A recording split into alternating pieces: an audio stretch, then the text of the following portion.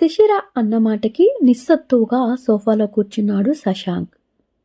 బాధపడకు శశాంక్ అని అంది శాంతమ్మ శశాంక్ దగ్గరికి వచ్చి కూర్చుంటూ.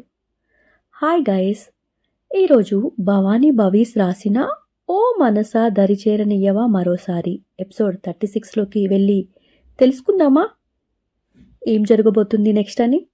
ఇక ఆలస్యం ఎందుకు? బాధ కాదు ఆంటీ, తన గురించి నాకు తెలుసు, చాలా మంచిది, ఎవరిని బాధ పెట్టాలి అని కూడా అనుకోదు. అలాంటిది ఇప్పుడు తను ఇంత కటువుగా నాతో మాట్లాడుతుంది అంటే తను ఎంత బాధపడింది కదా. నా వలన తను ఎంత టార్చర్ అనుభవించి ఉంటుందో, ఎంత టార్చర్ అయి ఉంటే అలా అంటుంది. ఇదంతా నేను చేసుకున్నదే కదా. తను ఎలా అయినా అననివ్వండి, నేను బాధపడను.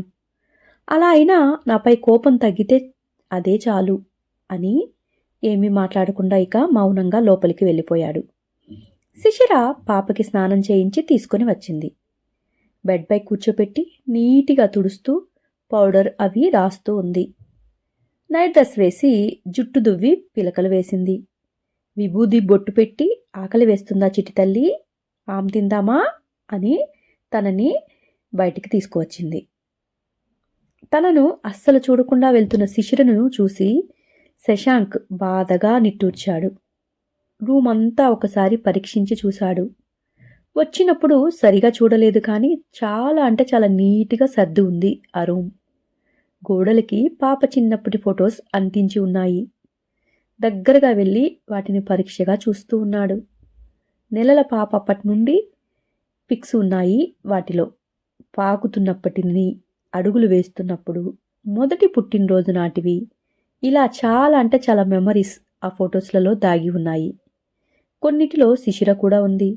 వాటిని తడుముతూ చాలా ప్రీషియస్ మూమెంట్స్ మిస్ అయ్యాను అని ఫీల్ అయిపోయాడు.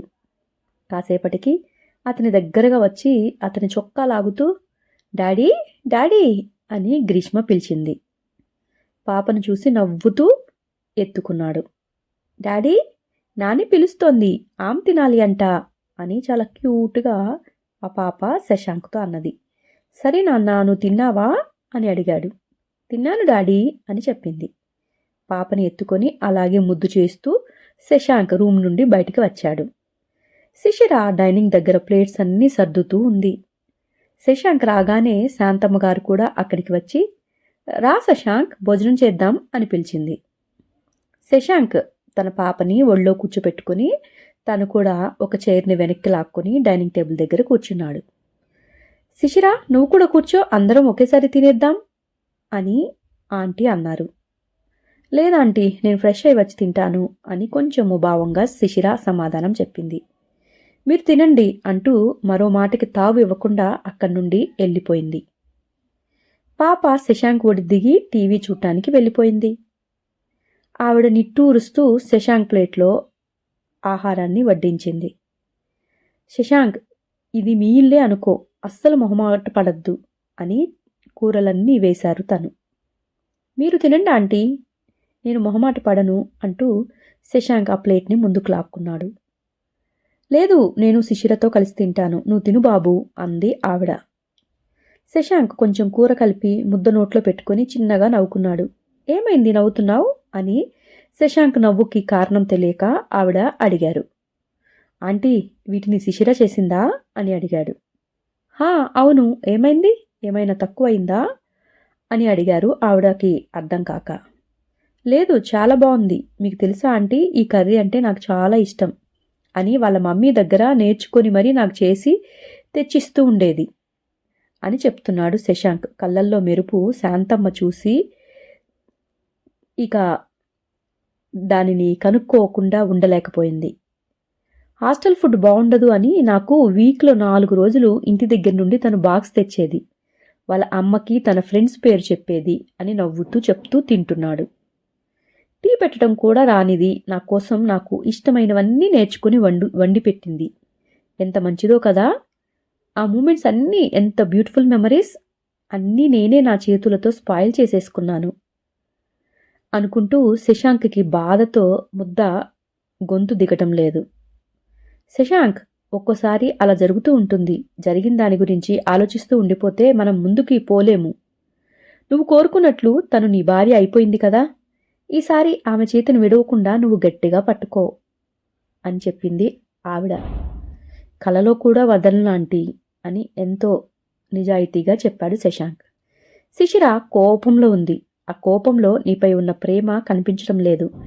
ఇప్పుడు ఆమె మనసు మబ్బులు ముసిరిన ఆకాశం లాంటిది. మబ్బులు తొలగితే అందమైన చందమామ కనిపిస్తుంది. అప్పటి వరకు నీ ప్రేమని తనకు పంచు. నీపై నమ్మకాన్ని కలిగించు. శరీరానికి అయిన గాయం త్వరగా మానిపోతుంది, కానీ మనసుకు అయిన గాయం చాలా త్వరగా అయితే మానిపోదు. అది తగ్గాలి అంటే చాలా సమయం పడుతుంది. మీ వాటికి కాలమే సమాధానమిస్తుంది. శిశిర నిన్ను మళ్ళీ కావాలి అనుకునే రోజు తప్పకుండా వస్తుంది అని ఆవిడ చెప్పారు. ఆ మాటలు విని కొంచెం సంతోషంగా, అవును ఆంటీ, ఆ రోజు కోసమే నేను ఎదురు చూస్తున్నాను అని అక్కడి నుండి లేచి చేతిని కడిగేసుకున్నాడు. వీళ్ళిద్దరి మాటలు తలుపుచాటు నుండి వింటూ నుంచుంది శిశిర. కంట్లో నీటి సుడులు తిరుగుతుంటే తుడుచుకొని బయటికి వచ్చేసింది. శశాంక్ పాప దగ్గర కూర్చొని మాట్లాడుతూ ఉంటే శిశిర, శాంతమ్మ ఇద్దరూ కలిసి మాట్లాడుకుంటూ భోజనం చేసేస్తున్నారు. పాప ఆడుకుంటూ శశాంక్ మీద ఒరిగిపోయి నిద్రపోయింది. అలాగే పాపని తీసుకుని వెళ్ళి లోపల పడుకోబెట్టాడు శశాంక్. బయటికి వచ్చి చూస్తే శాంతమ్మ కనిపించలేదు. వంటగదిలోకి వెళ్ళాడు. శశిర మాత్రం అక్కడ నుంచుని గిన్నెలు కడుగుతూ ఉంది. నేను హెల్ప్ చేయనా శిశిర అని అడిగాడు. శిశిర మాట్లాడకుండా తన పని తను చేసుకుంటుంది. శిశిర, ఇలా నాతో ఎన్నాళ్ళు మాట్లాడకుండా ఉంటావు? ప్లీజ్ సాటి మనిషిలాగైనా చూడు, నాతో మాట్లాడు అని అన్నాడు. అతని వంక సీరియస్గా చూసి, సిగ్గు లేదా నీకు? నేనే వేరే వాళ్ళ ఇంట్లో ఉంటే వచ్చి ఉండటానికి మళ్ళీ ఏదో ఇంటి అల్లుళ్ళా కూర్చొని తింటున్నావు? నువ్వు ఈ ఇంటికి ఏమైనా సరుకులు తెచ్చావా ఏంటి, తేరగా తినటానికి అని అసహ్యం నిండిన గొంతుతో తిట్టింది. శశాంక్ ముఖం ఇక పాలిపోయింది ఆమె మాటకు. క్షణం కూడా అక్కడి నుంచోలేకపోయాడు. గబగబా బయటికి నడిచి వెళ్ళిపోయాడు.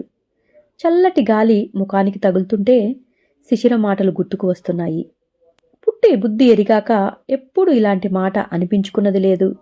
అతనికి ఎప్పుడూ లోటు చేయలేదు అతని తల్లిదండ్రి. శిశిర కోపంతో అంది అని మనసుకి సర్ది చెప్పుకొని లోపలికి నడిచాడు. కిచెన్ క్లీన్ చేసి వచ్చింది శిశిర. శశాంక్ని చూడనట్లు తలుపులు వేసి లాక్ చేసేసింది. లైట్స్ ఆపేసి లోపలికి వెళ్లి కూతురి పక్కన పడుకుంది. శశాంక్ సైలెంట్గా వెళ్లి గ్రీష్మకి మరోవైపు పడుకున్నాడు. శిశిర లేచి కూర్చొని అతని వైపు నిప్పులు కురిపిస్తూ చూసింది. హాయ్ గైస్, ఈరోజు ఎపిసోడ్ ఎలా ఉంది? మీకు నచ్చిందని అనుకుంటున్నాను. నెక్స్ట్ ఎపిసోడ్ కోసం ఎదురు చూస్తూ ఉంటారు కదా. తప్పకుండా మీకు ఈ సిరీస్ నచ్చిందని అనుకుంటున్నాను. నచ్చితే నా ఛానల్ని సబ్స్క్రైబ్ చేసుకోండి. ఆల్రెడీ చేసుకొని ఉంటే మీ ఫ్రెండ్స్కి షేర్ చేయండి. Thank you guys. నెక్స్ట్ ఎపిసోడ్లో కలుద్దాం. బాయ్.